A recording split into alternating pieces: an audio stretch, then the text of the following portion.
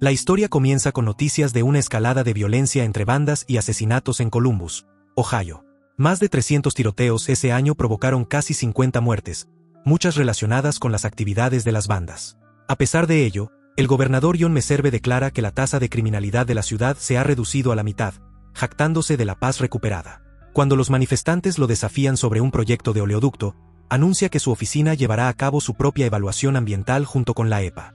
Unos días después, Vivian va a recoger a su marido Stanley al aeropuerto después de una entrevista de trabajo en California. En el aparcamiento descubren un neumático pinchado, y mientras Stanley lo cambia, se acerca un desconocido pidiendo dinero. Cuando Stanley se niega, otro hombre lo ataca repentinamente por la espalda. En el caos, un hombre tatuado apuñala a Vivian, le roba el bolso y los agresores huyen. Gravemente herido, Stanley corre hacia Vivian, pero la encuentra muerta, dejándolo devastado. En la comisaría, denuncia a los agresores a los investigadores Gibson y Walker. En su funeral, abrumado por el dolor, se marcha antes de que llegue nadie. La muerte de Vivian atrae la atención nacional, lo que lleva al gobernador Meserve a enviar sus condolencias y prometer justicia. Al día siguiente, Stanley identifica al agresor en un careo. A pesar de su clara identificación, los detectives dejaron en libertad al culpable, alegando que las pruebas eran insuficientes. Frustrado y enfadado, Stanley se enfrenta a los detectives, pero no obtiene respuestas. De vuelta a casa, le cuenta a Abby la corrupción de la policía y ve al asesino de Vivian libre. Su rabia estalla. De vuelta a casa, derriba la pared de su vestidor, revelando un sobre negro escondido lleno de pasaportes, divisas y armas. El descubrimiento le recuerda a Stanley el oscuro pasado que dejó atrás antes de casarse con Vivian. Decidido a vengar su muerte, contacta con Dennis, un viejo amigo y excompañero de las fuerzas especiales. En la barbería de Dennis, se reúnen después de 20 años. Dennis insta a Stanley a abandonar su plan de venganza, pero Stanley se mantiene firme. Dennis le da los nombres de los delincuentes y le explica que, aunque la policía los arresta a menudo, nunca pasa nada. Stanley comienza a rastrearlos por su cuenta. Disfrazado de gángster, sigue a uno de los agresores, Nathan, a un club, donde lo ve darle a su novia la bolsa robada a Vivian. Mientras Stanley observa, Nathan empieza a sospechar. De repente, Nathan rompe un vaso de whisky, tratando de descubrir la identidad de Stanley. Al reconocerlo, Nathan huye, desatando una frenética persecución con Stanley pisándole los talones. Stanley acorrala a Nathan detrás del mostrador y lo derrota. Mientras Stanley se prepara para matarlo, Nathan insinúa que el asesinato de Vivian no fue solo un robo. Antes de que Stanley pueda actuar, llega Dennis y juntos se deshacen del cuerpo de Nathan quemándolo en un cubo de basura. Sin que ellos lo sepan, un miembro de la banda graba en secreto el acto y se lo cuenta al señor del crimen Lemuel, llamado Lemmy Key. Furioso, Lemmy Key castiga al informante cortándole un dedo, acusándolo de ayudar a Nathan. Luego ordena a su banda que le diga a Charlie Fly, el asesino de Vivian, que elimine a Stanley y Dennis. Antes de que la banda pueda encontrarlos, Dennis esconde a Stanley en un sótano secreto debajo de su barbería, un antiguo campo de entrenamiento y depósito de armas de sus días en las fuerzas especiales. Usando el teléfono roto de Nathan, Dennis descubre un contacto relacionado con una tienda de tatuajes de zombies, donde trabaja Lars, un posible cómplice, que los acerca a la verdad.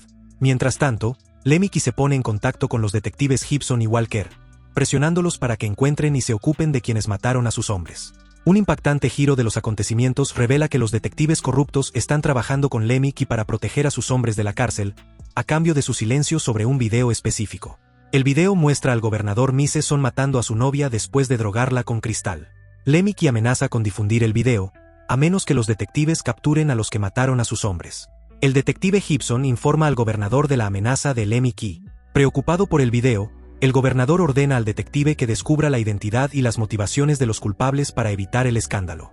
Mientras tanto, Stanley va a la tienda de tatuajes zombie para enfrentarse a Lars, pero se encuentra con otra persona. Al mismo tiempo, Dennis acude a su barbero después de que salte la alarma y se encuentra con Charlie y su banda. Charlie intenta sonsacar a Dennis el nombre de Stanley, pero lo subestima. Usando sus habilidades de combate, Dennis derrota a la banda, dejando a la mayoría en el suelo, mientras que Charlie escapa ileso. Stanley se tatúa "Soy la ira" en la espalda, pero Lars empieza a sospechar cuando Stanley sigue mencionando el nombre de Charlie. Cuando Lars le pregunta a Stanley quién es, Stanley lo ataca y le pregunta dónde está Charlie. A pesar de tener una cuchilla apuntando a su cuello, Lars se niega a hablar, así que Stanley lo mata y le roba la partida de droga. Más tarde se encuentra con Dennis para deshacerse de los cuerpos. Luchando con la culpa por su violenta pasado y la pérdida de Vivian, Stanley va a la iglesia, confesando sus pecados a un sacerdote y buscando perdón. Mientras tanto, Abby va a casa de Stanley para recoger las pertenencias de Vivian, pero encuentra armas y documentos criminales. Antes de que ella y su marido puedan irse, Charlie y sus hombres les tienden una emboscada, hiriendo a su marido durante un tiroteo. Stanley llega a tiempo para evitar que la situación se agrave, pero Abby está furiosa y lo acusa de ser la causa del peligro. Mientras tanto, Lemmicky se enfurece al descubrir que le han robado su cargamento de droga y lanza una severa advertencia a Charlie.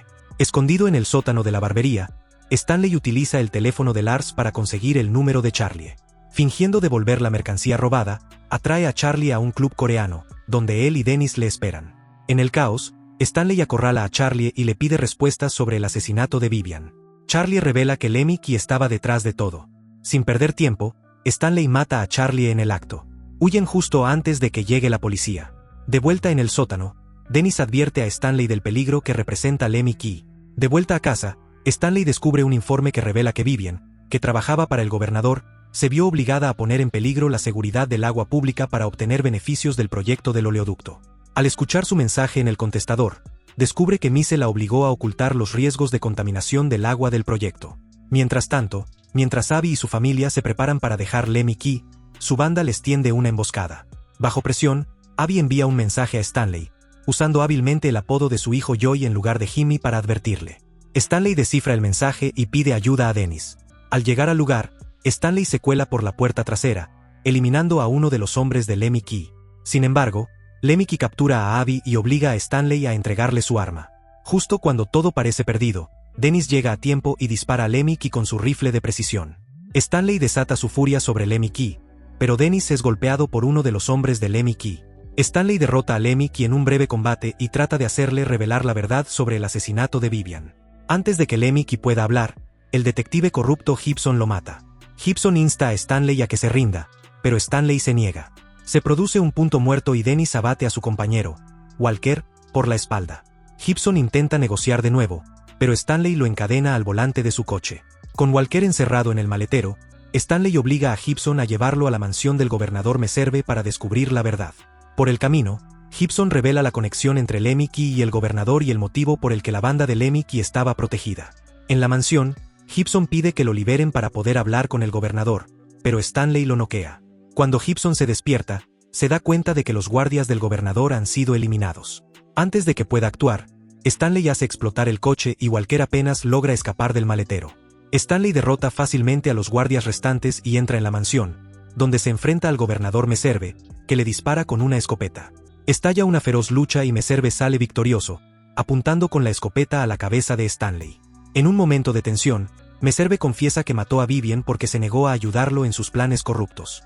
Furioso, Stanley cambia la situación y apuñala a Meserve hasta matarlo. La policía asedia la villa mientras se difunde la noticia. Stanley sale con el rifle de Meserve, negándose a rendirse. Cuando apunta a los agentes, estos abren fuego, pero Stanley sobrevive gracias al chaleco antibalas que le dio Dennis.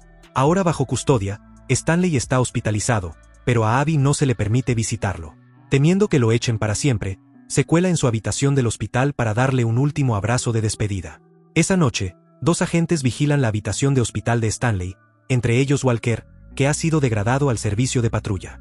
Walker se cuela con la intención de matar a Stanley, acusándolo de intentar escapar de su custodia. Pero en un giro inesperado, se descubre que Abby le dejó una pistola a Stanley durante su abrazo de despedida.